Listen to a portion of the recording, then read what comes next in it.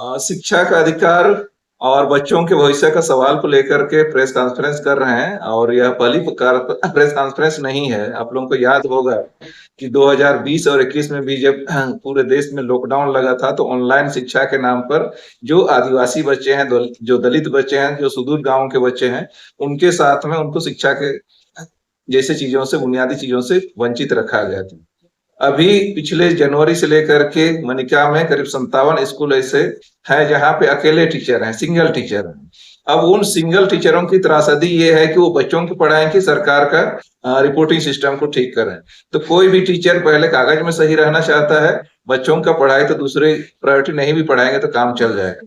तो यह बच्चों का सवाल सिर्फ बच्चों का सवाल नहीं है, देश और समाज का सवाल है। जो आज के बच्चे कल के भविष्य हैं, कल जितना बुनियाद उनका जितना मजबूत होगा, हमारा देश और राज्य और समाज का भविष्य उतना ही मजबूत होगा। तो ये बच्चों को शिक्षा जैसे अधिकार से वंचित रखना, मुझे लगता है कि सरकार की जो संवैधानिक जवाबदेही है, जिसमें आर्टिकल 21A में बहुत साफ कहा गया है कि 14 साल से 6 साल से 14 साल तक के बच्चों को निःशुल्क और अनिवार्य शिक्षा प्रदान करना है।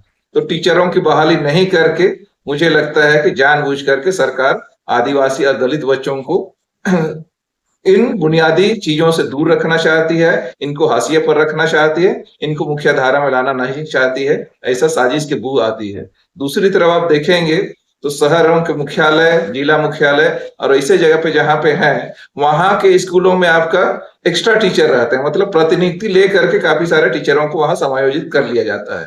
तो ये साफ जाहिर होता है कि हमको दूर दराज के स्कूलों से मतलब नहीं। और पिछले 15 सालों में खासकर झारखंड अलग होने के बाद आप देखेंगे तो यहाँ पे स्कूल बिल्डिंग के नाम पर अधोसंरचना खूब बने।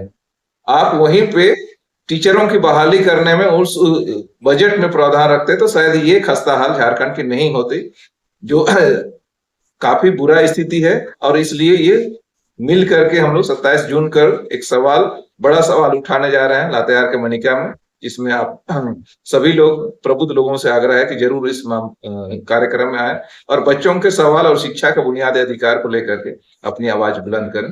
धन्यवाद।